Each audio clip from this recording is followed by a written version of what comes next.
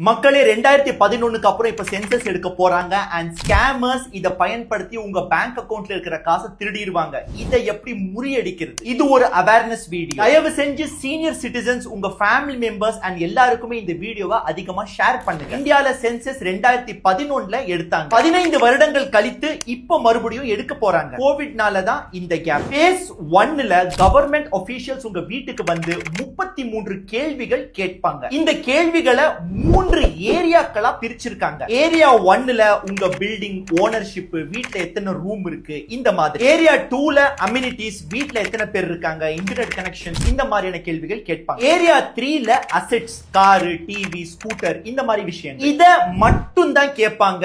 உங்க bank account, ATM pin, account number, income tax, ஆதார்ல இருந்து ஒரு ஓடிபி நம்பர் வந்திருக்கும். இந்த மாதிரி எல்லாம் கேட்க மாட்டாங்க. அப்படி கேட்டா அவங்க 100% ஸ்கேமர்ஸ்.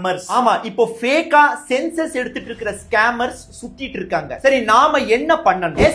se.census.gov.in அப்படிங்கிற வெப்சைட் குள்ள போங்க. இந்த வெப்சைட்ல உங்களுடைய இன்ஃபர்மேஷன்ஸ் கொடுங்க. கொடுத்ததுக்கு அப்புறம் அந்த 33 கேள்விகள் ஆன்லைன்லயே உங்களுக்கு வரும். நீங்க ஆன்லைன்லயே இதுக்கான பதில்களை கொடுக்கலாம். ஆன்லைன்ல கேள்விகளுக்கு பதில் சொல்றீங்கல்ல, அந்த இடத்துல உங்களுடைய வீட்டு லொகேஷனையும் நீங்க டேக் பண்ணிக்கலாம். இந்த பதில்களை கொடுத்து சப்மிட் பிரஸ் பண்ணதுக்கு அப்புறம் ஒரு 11 எண் எனுமரேஷன் நம்பர் உங்களுக்கு கிடைக்கும். இந்த நம்பருக்கு SEID னு பெயர். சென்சஸ் கணக்கெடுப்பு எடுக்கிற ஆபீசர்ஸ் உங்க வீட்டுக்கு வரும்போது இந்த SEID மட்டும் கொடுத்தா போதுமானது. வேற எதையும் தர தேவையில்லை. மறுபடியும் சொல்றேன், வேற எதையுமே தர வேண்டாம். சரி, நிஜமான சென்சஸ் ஆபீசர்ஸ் எப்படி கண்டுபிடிக்கிறது? ஃபர்ஸ்ட், சென்சஸ்னு யாரு வந்தாலும் முதல்ல அவங்க கிட்ட கவர்மெண்ட் இஷ்யூட் ஐடி கார்டை கேளுங்க. இரண்டாவது, இப்ப எடுக்கிற சென்சஸ்ல பேப்பர் கிடையாது, எல்லாமே ஆப் மூலமா தான் செய்யப்படுது.